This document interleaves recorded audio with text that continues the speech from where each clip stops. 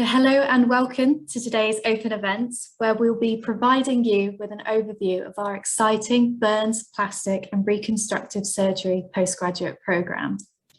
Thanks so much for joining us. My name is Kate Thomas and I'm the Events Officer for the Faculty of Medical Sciences here at UCL and your chair this afternoon. We're hoping this session will address those course-specific questions you may have and will help you to gain an insight into what it is really like to study on our burns, plastic and reconstructive surgery course at UCL. So this afternoon, our speaker, Deepak, will provide a summary of our programme, and there'll be a Q&A session that will include one of our former students, Marvin. So there will be plenty of interactive opportunities for you all to join in throughout today's session. This session is being recorded and will be made available on our website following today's event.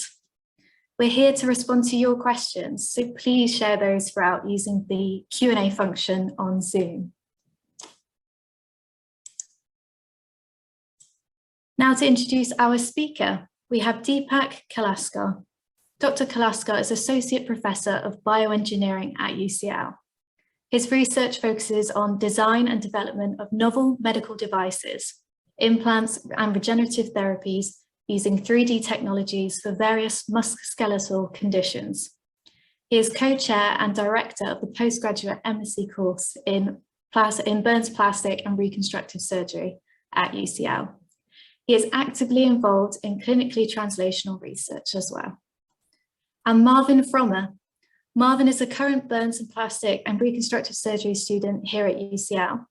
Marvin will be joining us for the Q&A segment, so please submit your questions for Marvin via the Q&A feature on Zoom. Thank you both. Before I hand over to Deepak, we would like to run a few polls for you to answer. Just launch those.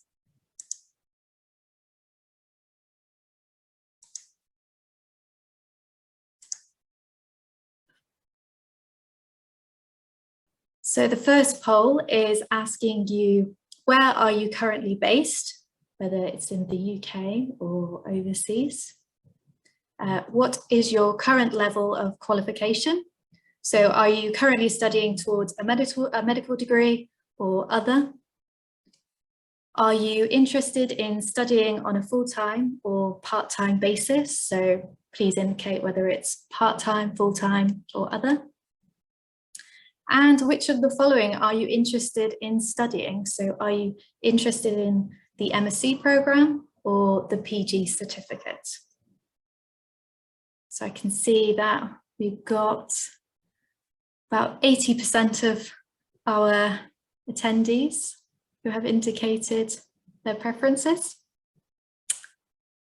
Just give you a couple more seconds.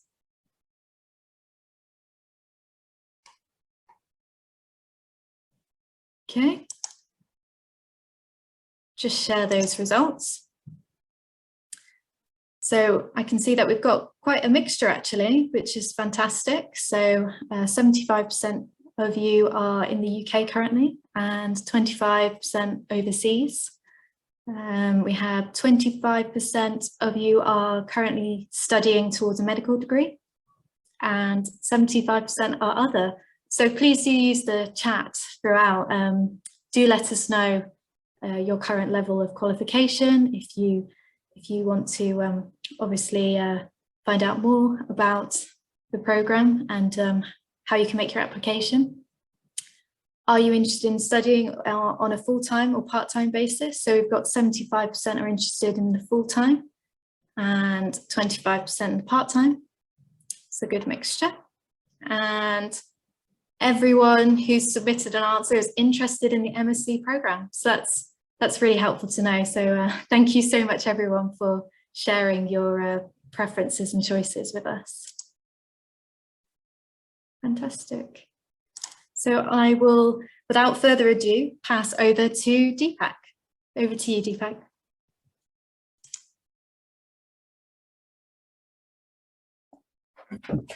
Thank you, Kate.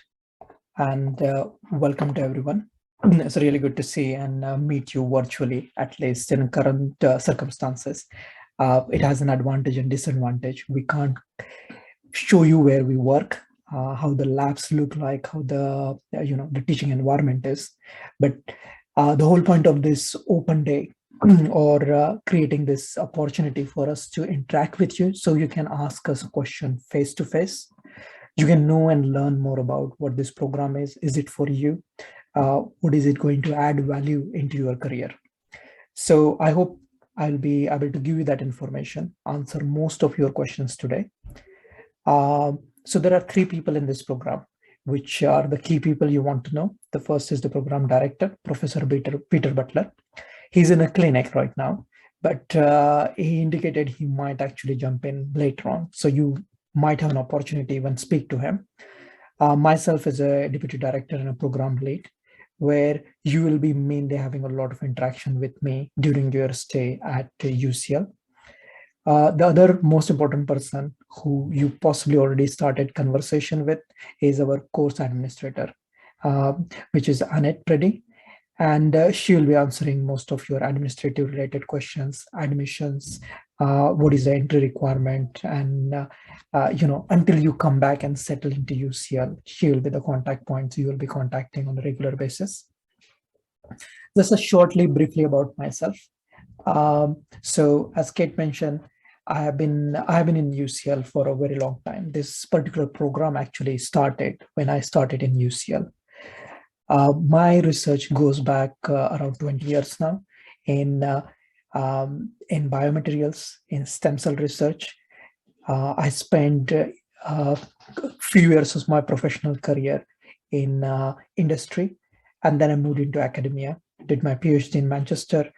I work across Belgium as well as UK universities before I decided I'm going to stay and make my home at London and progress with this program, which we have been running for over 10 years now. The other part of my work, and which is a very interesting part being at the UCL, is we work with lots of hospitals.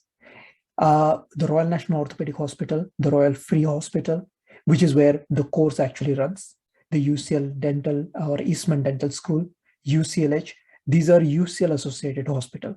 This is a very uniqueness about UCL, that UCL is closely integrated within the hospital, and this provides an excellent opportunity for our students to then have an opportunity to work and explore their ideas, their collaborations, their future interest with clinicians who are going to be based at these hospitals. So some of the work I have been involved runs from class 1 to class 3 devices, including regenerative medicines, which involves stem cells. This is the work we have been doing with Royal National Orthopaedic Hospital, which mainly involve implants. Facial reconstruction is a big thing at Royal Free Hospital. It's a specialty center in UCL for plastic surgery, which requires different types of bone implants. This is where we use a lot of 3D printing technology for patient-specific implants development, mainly looking at functional as well as aesthetic outcomes. Then we have we had a recently co-location of Eastman Dental School within a Royal Free. So that means you also got an interaction with Max Fax and other surgeons. UCLH is about 20 minutes from where we are, which actually gives an excellent opportunity for a vast range of other clinical specialties, including cancer research. There is an increasing amount of work which my group has been doing in bioprinting, and it's an emerging area. If you're interested, please go back onto our website. It's called bioprintingresearchplatform.org, and you will be able to learn a lot more about it. But that was all about me. I have edited other books, which includes 3D printing, the important book which you will be regularly using during your stay in UCL while on this course is the textbook of plastic and reconstructive surgery. This is a book we edited a couple of years before. This is a very popular book right now. It's freely available to download. It was published through UCL Press. So this is the first book of this kind in plastic and reconstructive surgery. So if you have a time, please download it and use it. Whether you come in the UCL or you don't, it will be a handy sort of tool you will be using. Now, that was all about myself. Now, I want to have a few questions there, which is find out about yourself. So we had a poll which actually gave me a very good detailed information about where you come from. you could actually write in a chat box so we know who we are talking to. Especially mention about what you are doing, where you're from. If there is any candidate who joined just recently, please also mention what you want to get out of this program. This is very important.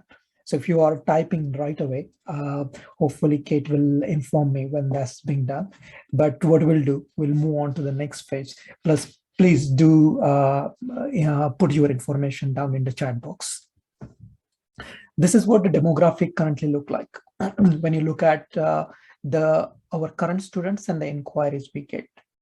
So I hope some of you possibly see yourself based in one of those red dots or a green dots. If you are not, please do let me know, because I will be very interested to put a dot on those countries where we had the inquiries and all the students coming from. And these represent a continuous flow of students all over the world. That brings me back very critically. I actually looked at it, and I have actually done a sort of a market analysis to see, are there any similar courses offered in the world? And currently, since 2012, when we had a first batch, I haven't come across any course which closely matches to what we actually offer to our students. Which is, it's very pride, but at the same time, we are actually evolving course on a regular basis based on student feedback. So there is a lot more we have in terms of offer every year and then. Currently, these are the reasons which our students give us, why they come and they join the course. And I'm hoping that one of these reasons actually prompted you to think about and at least attain this first conversation with us.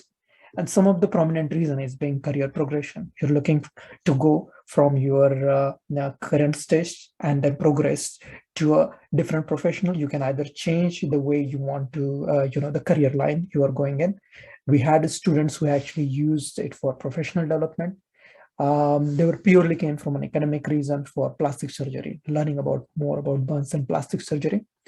And there is one of the very important component of this specific MSc. I mean, there are other MScs also. The specific MSc is the research. Our focus is to then teach you how to do research. This is not something clinically you get used to and you get an opportunity, or you might have missed out on those opportunities during progression of your career.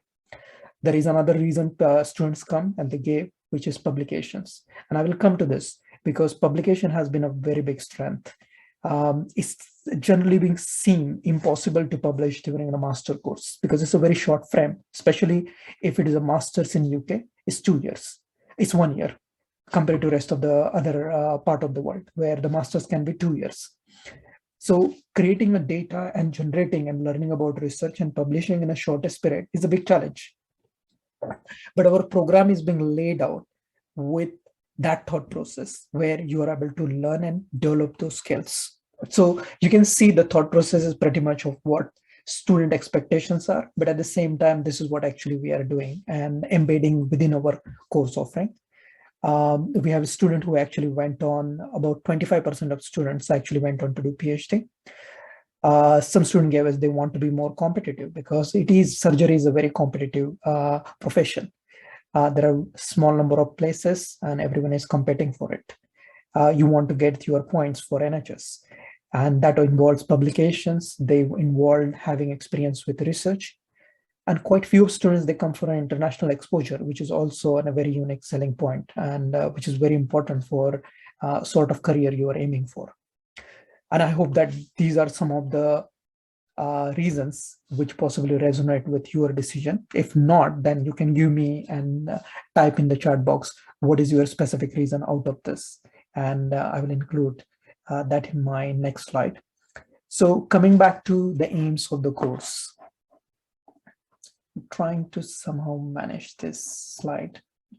So the aims of this course is focused on the core knowledge and understanding of burns, plastic, and reconstructive surgery.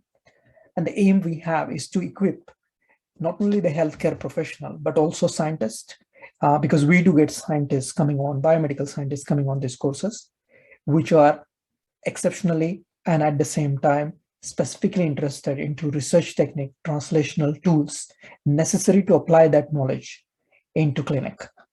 And how we do this. So by the time you finish this course, we hope that our students will acquire both scientific as well as clinical skills in burns, plastic, and reconstructive surgery.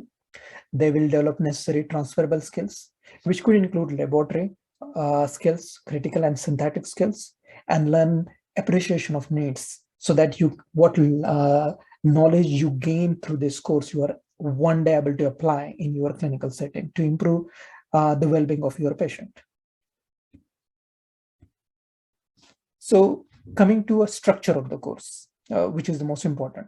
In order to get your MSc degree, you need to complete 180 credits.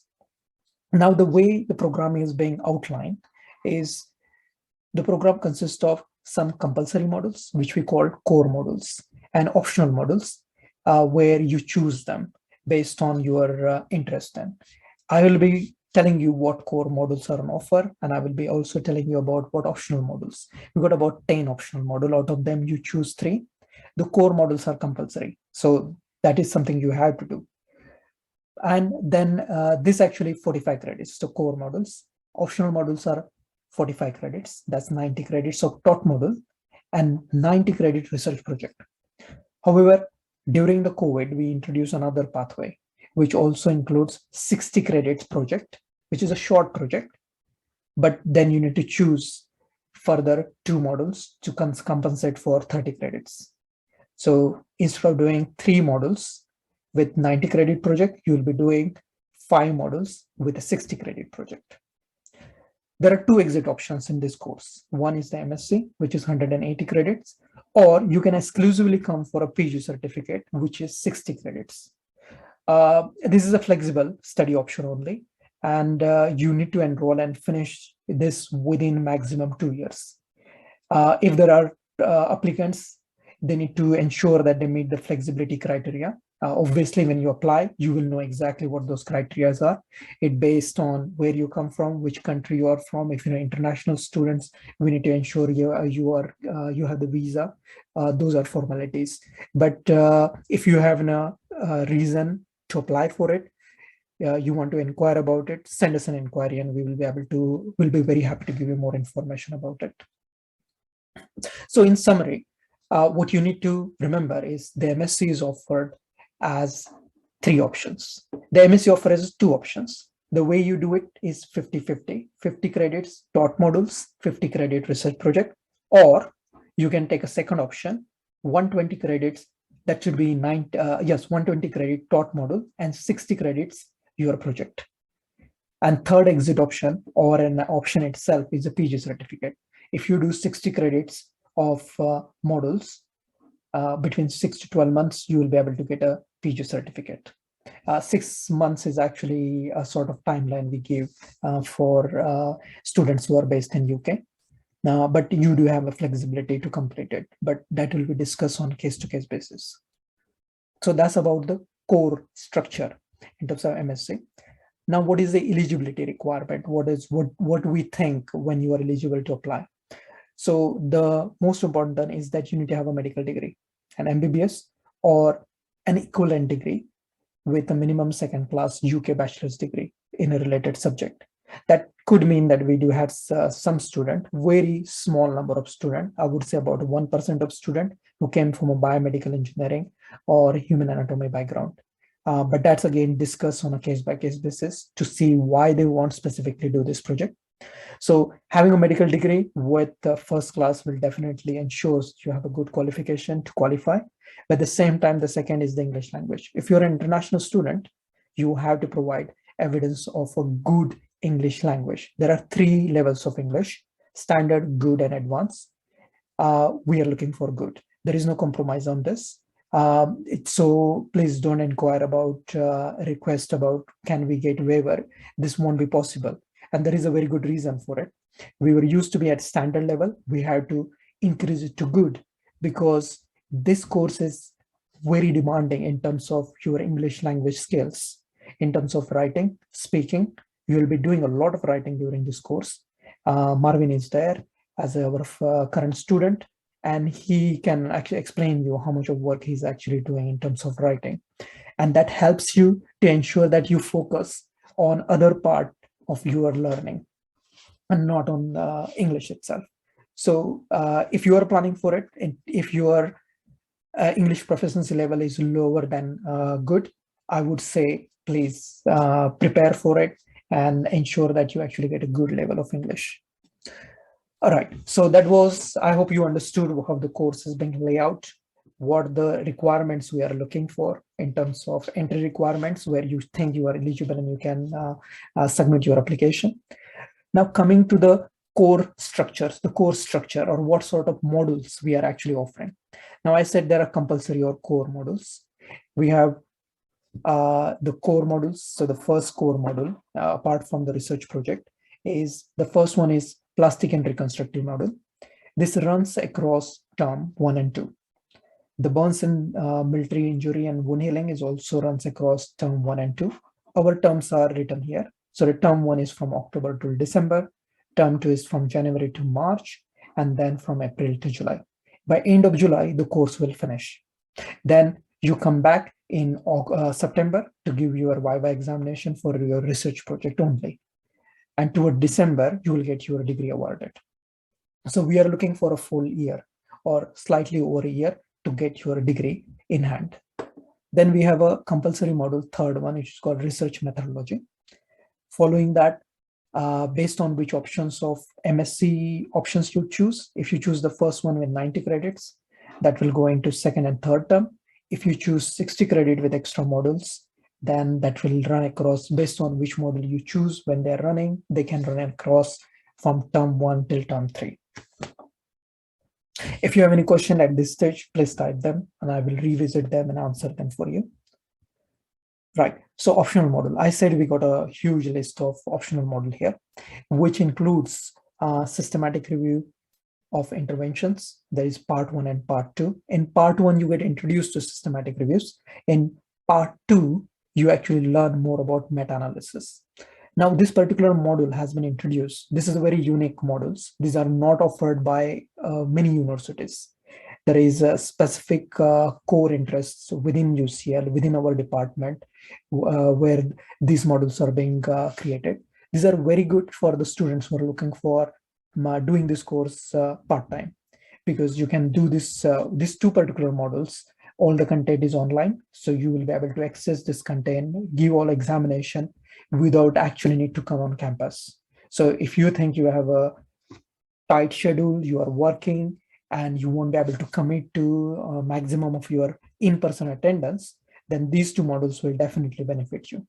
The rest of the other modules, you need 75% attendance in UCL on campus. But as I said, these modules are, or not all the modules run simultaneously. They run at a different times and in different terms. So you can adjust your schedule. You can look up how you're going to work around them based on your commitments at work. So those are the two modules, systematic reviews, then applied tissue engineering, biomaterials. Then we have skills module. There are 3 skills module, which are specifically in surgery. So the advanced surgical skills in microsurgery, robotic skills, and you have a basic and advanced reconstructive surgical skills. These are the 3 skills module we are offering. At the same time, we have another optional module called stem cells and their application in surgery. There are a lot of students who are interested and they want to do lab work, or they want to understand the implication of these emerging areas of science, how these therapies actually work and can be applied in clinical setting. These are the modules which will help you and educate you about those areas. So what I will do now, I will briefly go in detail about each of those modules. So first one is the plastic and reconstructive surgery module. And this is a compulsory module.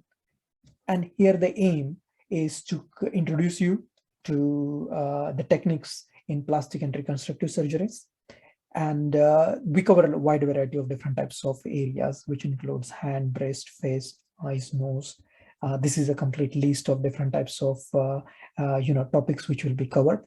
Most of these courses are delivered by consultant plastic surgeons who are specialists into a specific area of their practice. The way we assess this model is 75% is a coursework followed by an oral presentation, which accounts for 25%. The second module is burns and plastic surgery, burns and military surgery. Here we are looking at educating our students to challenges of burns and military injuries. This is a very unique model, which is not offered by most of the universities. So we get military surgeons who have served into battle zone in Afghanistan, in Iraq, in Iran, and other places from British Army, coming and telling you about their experiences, how they are managing them, and you will learn a lot about it. Yeah, the burns being a big component of this, you will learn about everything about burns specifically. Burns injuries, wound healing and repair, current practices and solutions. In military surgery, you will learn about how the injuries are managed, starting from the mechanism till early and delayed reconstruction. The way we assess this model is again a 75% coursework and oral presentation. And this is a faculty. And if you are in UK, you might possibly know some of these names. Peter already mentioned about Neyman. He's the current chair of the European Burns Association. Hitarachi, Colonel Jeffrey, David Chester. These are very well-known figures from military surgery. We have the surgeons which are coming from Great Ormond Street, which is Nelbos Troy. We have Hugo Anderson. He is actually a specialist ophthalmologist surgeon.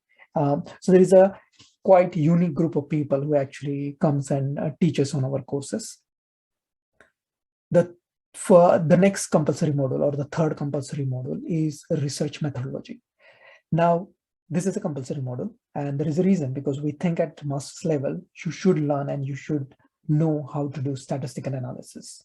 Whether you are doing a clinical work or you are doing a non-clinical work, this is a very good skills to have. This particular module is run to educate towards it. It's run as a 100% online assessment. It's 2-hour examination. Okay, so that was about the core module, which are compulsory and you had to do them. Now coming back to the optional module. An optional module, we have the list of them. I'm going to go through each of them. The first one I will cover is the advanced surgical skills, or this is a microsurgery, which is delivered with our partner, Northwick Park. Northwick Park is an institute, which is also called as the Griffin Institute now, based in a Northwick Park Hospital associated with UCL.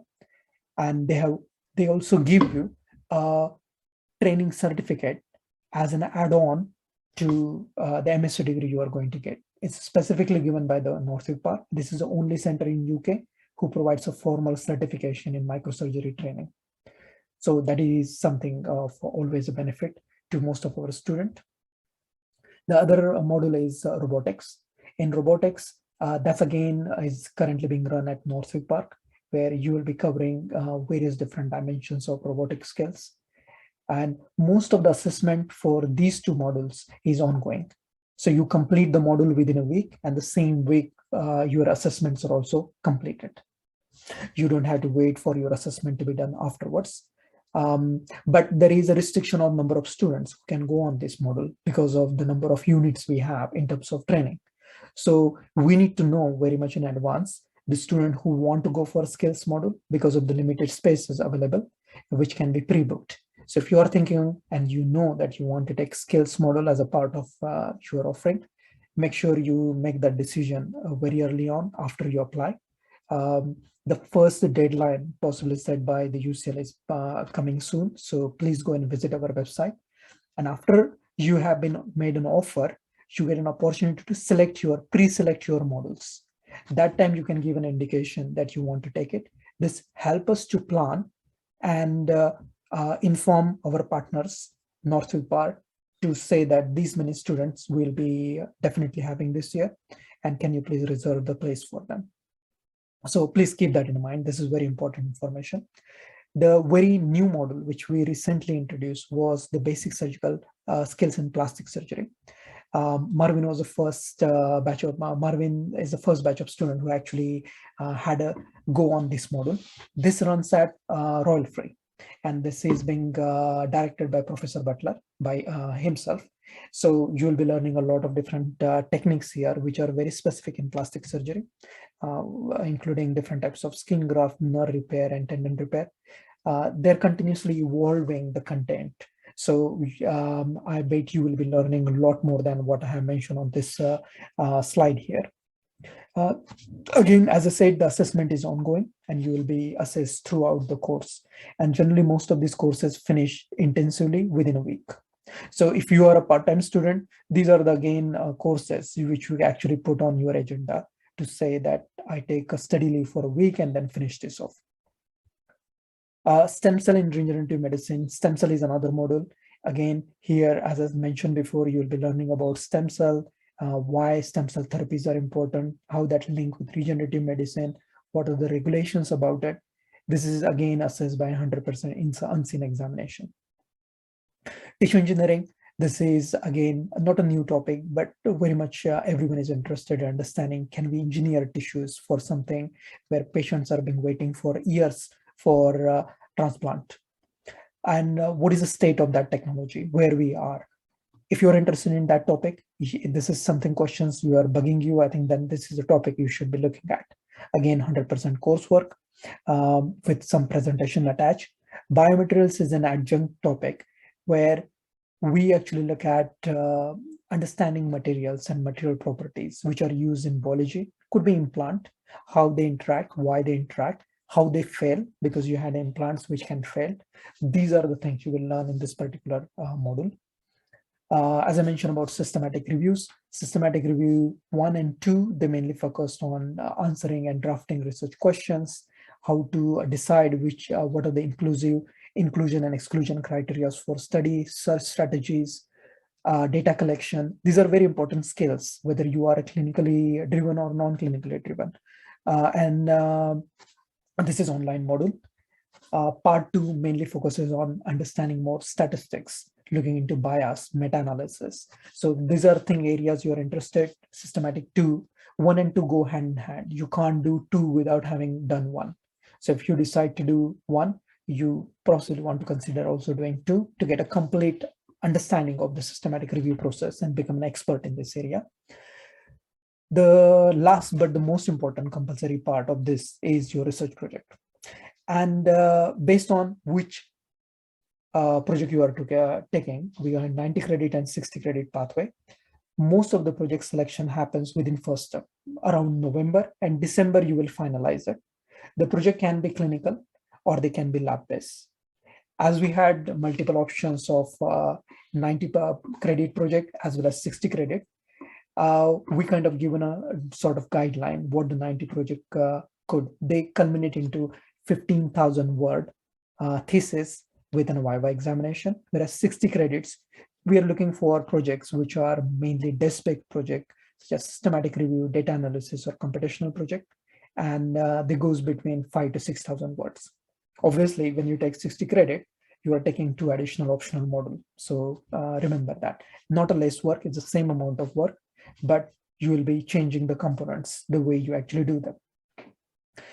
A type of research project we are being offering is depends on it. It has a huge variety. 3D printing and bioprinting has been on a forefront of everyone is interested. They want to know what can be done with these things. So those fabrication of bone cartilage implants, ear and nasal implants, we do quite increasing work, and there is a lot of interest in virtual reality and artificial intelligence within surgery. So we have a project on offering on those. There are breast surgery, skin cancer, extraction of stem cell for stem cell based therapies, hair follicle related composites for facial transplant and facial regeneration. Lymphatic drainage system is a very interesting area. Nerve reconstruction is also another interesting area where we have been offering projects. So that was all about how the project and how the program is actually comprised of. There are different types of modules, compulsory as well as some compulsory and some optional module. And within the optional module, you have a good choice and you have a flexibility to choose what topic you want to choose, what module you want to choose based on the interest. You can make that decision. Now, coming back to that, after that one, the most important part comes If you haven't applied for this course, how do you apply for this course? So you can go on the UCL website, find our course, and there is an apply button where you can press and apply. After the application process goes through Portico, this is an online system which we use. Essentially, here is where how the communication between you and the UCL will happen, where you will put all your personal information. You will use this platform throughout your MSc. So you start from the beginning, it doesn't end there. You will even get your examination result towards the end of the year through this online platform. So if you are not used to using the online communication platform, I think this is something going to be quite useful. You want to familiarize yourself. If you're coming to a world-class university to learn about this, this is how this will be managed. It starts from day one, as soon as you make the application to the UCL. The other platform, when you start the course, you will be coming and you'll make yourself aware, is Moodle, where this is a software package where we create and manage most of our courses. You get information about all the events, lectures, journal, resources, assignment through the Moodle. Obviously, this happens when you start. So we will educate you and you guide you about this on the first week of your starting in October. So you don't have to worry about this particular system right now, but the Portico will be the main system where you put all your information and your application process. So in terms of facilities, as I said, this course is it's not a distance learning course. This is a day-based course where we expect our students to come on campus. You have different types of options. You can be a full-time student within a year. You can be part-time over 2 years, or you can be flexible over 5 years. It's unlikely people go over 5 years because they got other career commitments, and the preferred option is always year 1 or finishing this part-time basis within 2 years. Facility-wise, we have a library facilities. The course delivery happens at Royal Free Campus, so Royal Free Hospital in Belsize Park, which is about 20 minutes on tube from Houston Station. You have different types of facilities. You can borrow book. There is computing clusters, printing, and other facilities are there. We have dedicated facilities for students. There is a student learning hub, which is newly created and open for students. The internet and everything is obviously available for all of our students who are registered. There is a huge amount of students. About 80% of our students actually come from outside UK.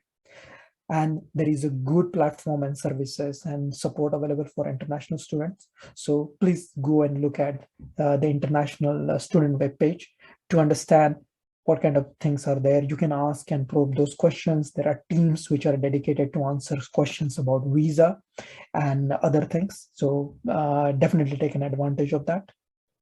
When you come the course, you also get a member of staff allocated to each individual student as a mentor. These are your personal mentor, and they are readily accessible within department. They will be your regular contact, and you can discuss your academic and personal issues with them and keep in touch with them, because these are the people who will essentially then help you to progress in your career. They will give you career advice. They will also act as a referee because they will know throughout how you progress. Now that was all about what is being done. This is a quick list of different types of publications our students have achieved. Okay, we have more than 75 publications published by our MSc student. This is a very quick list which you can glance through. You can look through in our websites. There are books. There are peer-reviewed book chapters, publications. The other highlight which I wanted to see, where I want to highlight you, is the textbook. This is, as I said, mentioned very much in the beginning. This is edited by us. I'm one of the editor along with Professor Butler and Professor Shadigali. And this book is freely available. This is specifically being generated for our course, but the statistics actually shows this is being way popular all around the world. More than 194 countries, people have downloaded this book. This is available free of charge. So there is no, expense attached to it. Copies of these books are available in our library. You can even get it from Amazon for £25 or something, which is just a print cost. But this will also serve as the main reading material for you. We promote and we post quite a lot of informal activities related with courses, related with different types of conferences. Even I posted about Open Day on our Facebook page. And we are also on Twitter, quite active. The tweets and number, what you see there is possibly quite old. We have a quite lot following of many students all over the world, including different types of surgical societies, which actually follows. And so please go on and get the latest information which are coming. The last not but least is we have a dedicated website. This is a recorded session. You will get the copies of these things eventually. You can find more information specific to where you're coming from, because every country has a specific entry requirement, and that also you can check through our web page. If you got further questions, I'm available. You can send me an email on my email address, and at the same time you can contact the course administrator. Our email address is on our web page. And thank you very much. With that, I will end and I will open this for questions. Thank you so much, Deepak, for such an excellent presentation. And hopefully, I think a lot has actually been covered in the presentation itself. I just wanted to let you know, Professor Butler, I believe, has joined us on the call. So just that's fantastic. Welcome. Right, okay. And yeah, so we've got Marvin here as well, who's a current student. I can see that we've had one question that's come in the chat from Jasper. Thank you so much, Jasper. So this question is about, may I ask what qualifies as a related subject? So I think that's in relation to applying for the course. I think it will be quite useful to know what Jasper's background is. And then it's easy for me to answer it. In related subject, it essentially means is MBBS. So you need to have some clinical background. You need to have some understanding about human anatomy. We had made an exception. If they are not coming from a clinical background, then they either have a biomedical science background with a full understanding of human anatomy. Because without understanding anatomy, you cannot learn about surgery. And that's not something we can spend time to teach you. So this is something we want you to have that particular level. If you are not coming from an MBBS background, then you want to specifically mention that. There are ways we will find, and there are assessments which will be done to ensure that you qualifies. And we will provide you further information. If you want to, you can mention what your background is, or you can send me an email with specific query, and I'm more than happy to discuss with you. I think, Jasper, if you wanted to jump on now, feel free as well. I think if you wanted to elaborate. So thanks for answering. And I'm studying Biomedical Sciences currently, so I believe I'll be suitable to. You're studying Biomedical Sciences. Okay, fine. Yeah. Yeah, and there's loads of like human anatomy as well. So I believe. Okay, that's good. Yeah. Thanks. Fantastic. Thanks, Jasper. And so I have a few questions that were submitted actually prior to the event. So perhaps we could go through those, and obviously please do submit questions as we go. We have got plenty of time to take those, but this was a question that actually was asked particularly about what makes a successful applicant for this program. I thought maybe Marvin, as a successful applicant, you could elaborate on that one. Yeah, thanks. Hi, I'm Marvin. I'm one of the students right now, the current student, and I'm from a medical background from Germany. I finished med school last year, and then I started the program right away. So I think what makes a successful applicant is, on one hand, of course, academical achievement. That's one side of the application, and then the other side is obviously the recommendation letters and your personal statement. And I think the personal statement and the recommendation letters are very, very important. Just so you can let the program leads know why you're going to do this program, why you're passionate about this, what you want to achieve, where you want to go, And I think this is very, very important, just to line up your personal story and have also opinions from other people talking about you that know you from close hand, so they can assure that you're going to be good and thriving in this program, because it's quite demanding. And the program leads and supervisors expect a lot. It's not undoable, but they just need to know that you can do it. So I think if you can line that up, if you have a good personal statement showing that you're passionate about it, then I think you can be successful.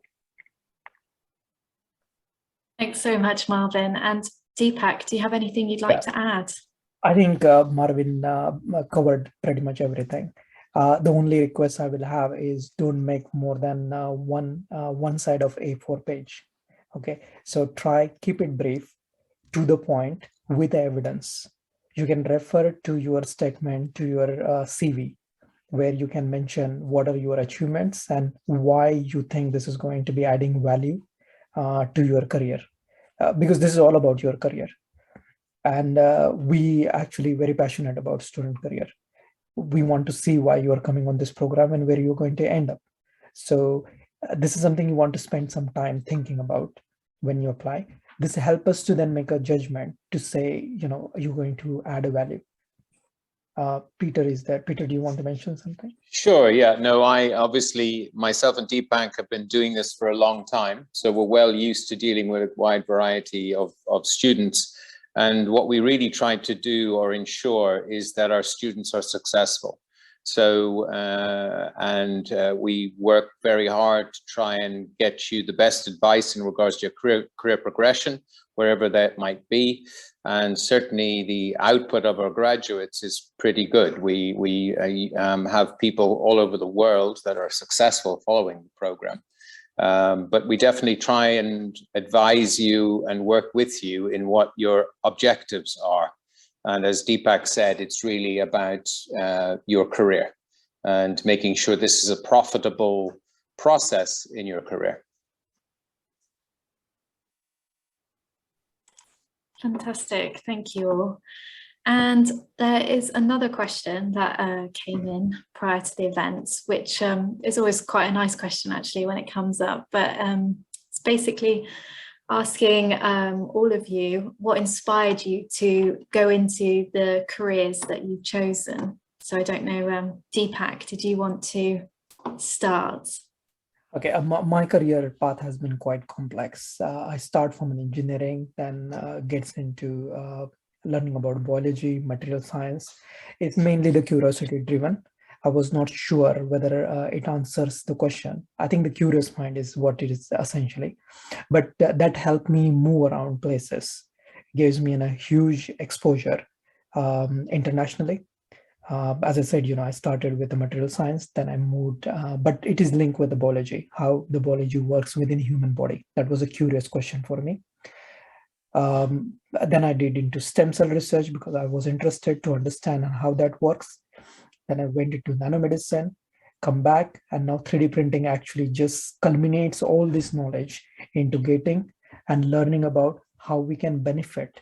Because that is something what I said, the uniqueness about being in UCL, where I actually managed to stay for more than 5 years. Every other place I have restricted myself to 2-3 years, is our close proximity to work with clinicians. The clinical teams, we are based within hospital. My labs are embedded within hospital. It will be very rare to find those opportunities and those universities around the world. And there is a close communication that happens. You can just go down one floor, you can see patients, you can see what's happening with them, you can learn about this, but this is all driven by students, okay? And the mechanisms are there. You need to take the advantage of those mechanisms. There are formal processes, you will be applying for it. How do you interact with patients? This is purely a regulated environment where you need to protect patients. But at the same time, if you are curious, you want to learn, we are there. Professor Butler is there.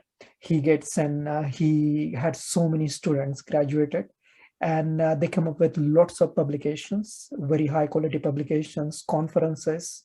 And I think at the end of the day is how when I see our students going to the next level, they have achieved more than what we have achieved. They have in consultant positions. There are directors of many institutions. We had students from Ecuador. He now he did the course But then he realized in his country, there is no proper infrastructure to provide surgical skills. He went on to do another master's into management, healthcare management, and he directs the institutional level how to get those technology for within his country. And he came on a course to talk to our students that why he did, how he did. And this is an inspiring story for us because we never anticipated he will possibly take a same career path, but somewhere, and a good thing is he came to us for an advice. He said, it's a good thing I'm doing it. And we kind of looked at him and then look at and assess his situation, his passion about it, and we guided him. Now, when I see it makes us very proud to say that our students are leading, not just within their country and worldwide. There are really good initiatives they have taken. And these are out of the blue initiative. And he still mentions the work he did with Professor Butler for his research project. And how he's trying to think whether the same level of quality, which he actually saw within the hospitals in London, can be replicated into countries in South America. It's a big vision. He took that vision and he's implementing that vision, actually makes us interested to continue with what we are doing. So that's my part of the story.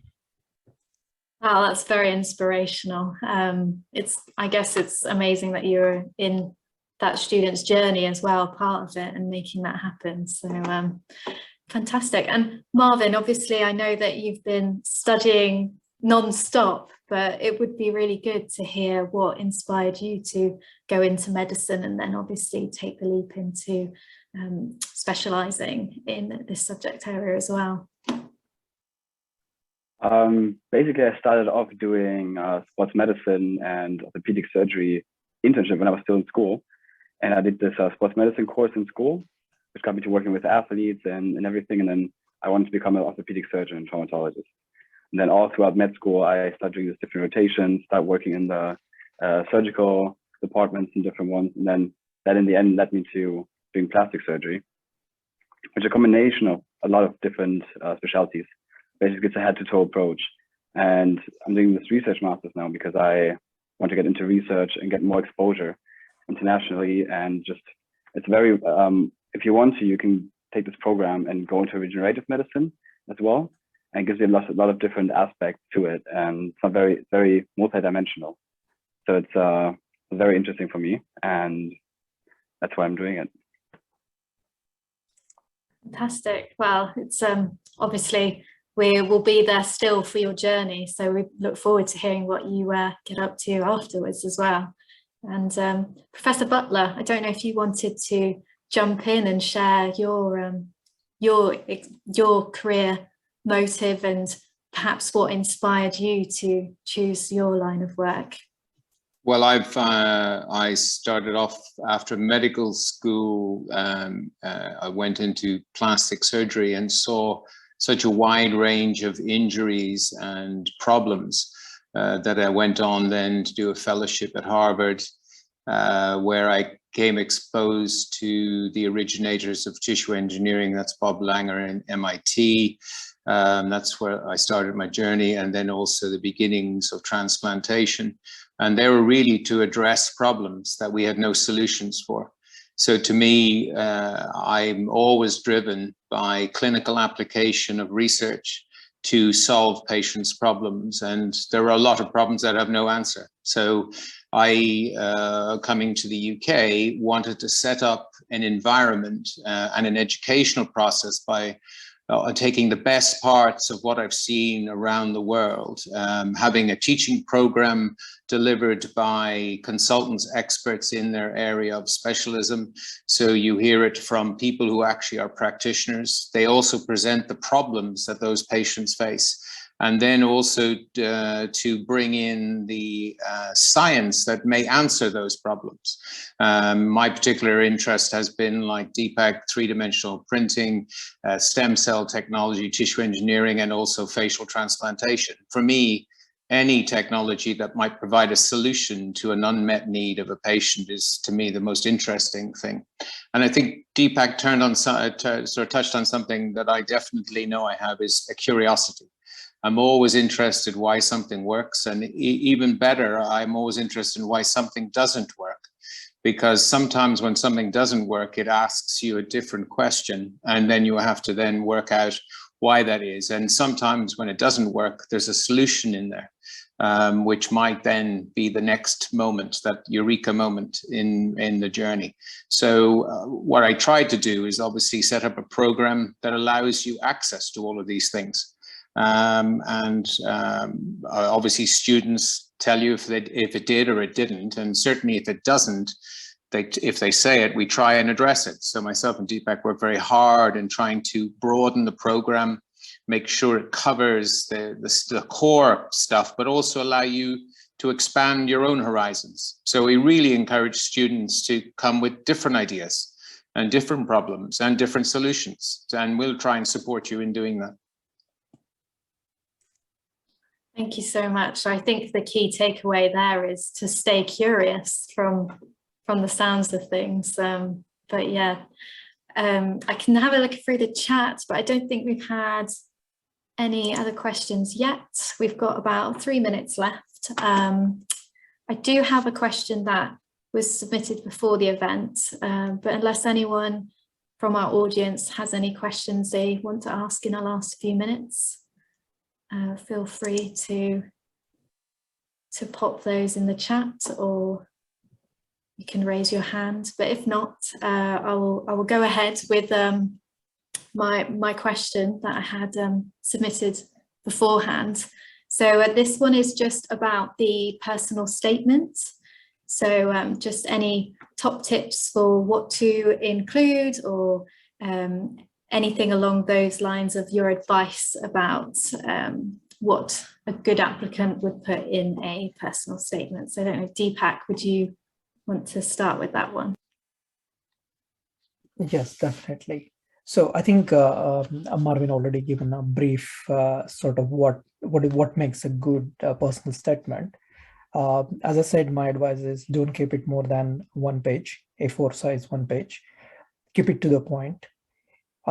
It should be evidence-based. So if you say that you have done something, then you want to refer to your CV with the evidence of what you have done. Ensure this supporting statement is not the only thing. Your CV is also important. They will go hand in hand.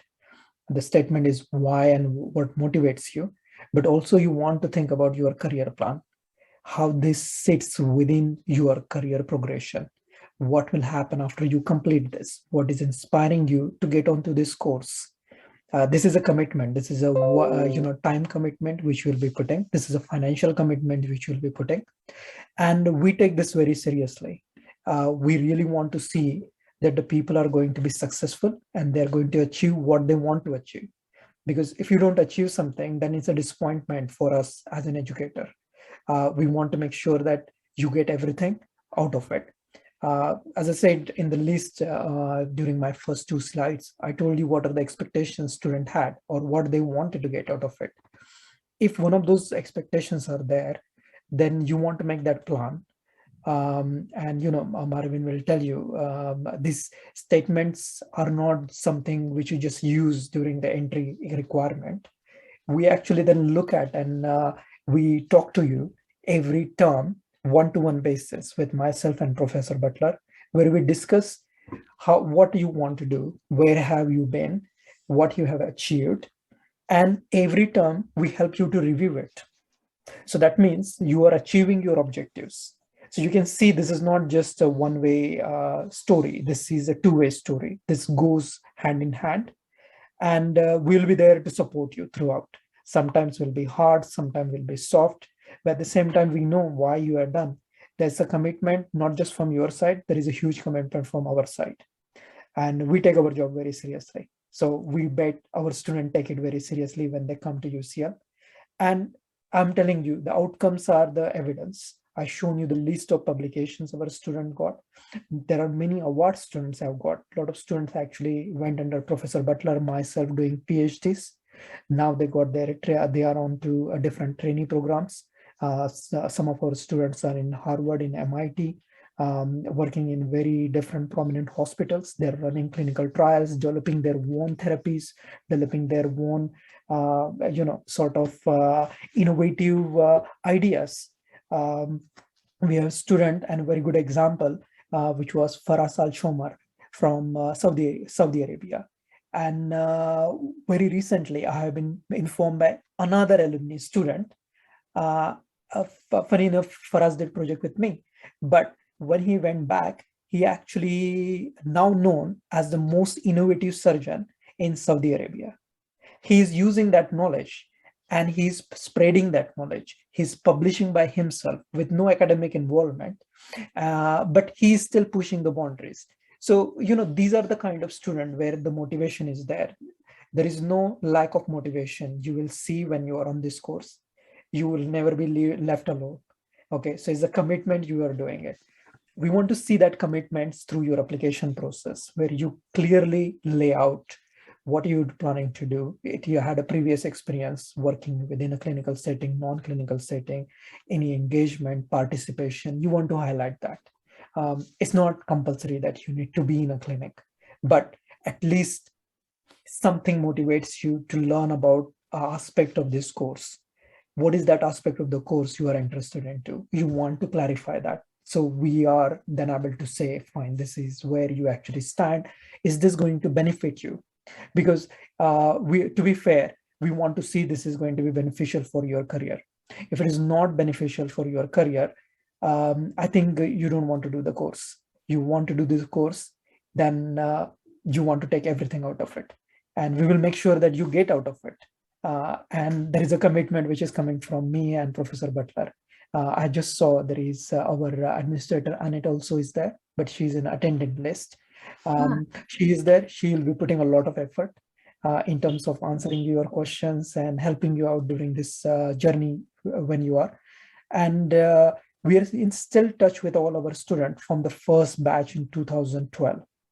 They are on our alumni list, which is the biggest strength. These students are still engaged with us. They're still publishing with us. We are providing them references, career references. So this process is not short term. The relationship we are building with you is not short term. Making a decision based on a personal statement is a very hard decision. You can understand that. But this is where I think you want to bring that core of what you really want, what you really are, to explain us. We're not looking for a number of pages. We're looking for one single page. So actually your practice starts here. This is exactly what you're going to learn: how to do research, how to compress your ideas into very few words. And this statement is the beginning of that one journey. You are starting already learning from day one. Thanks so much, Deepak.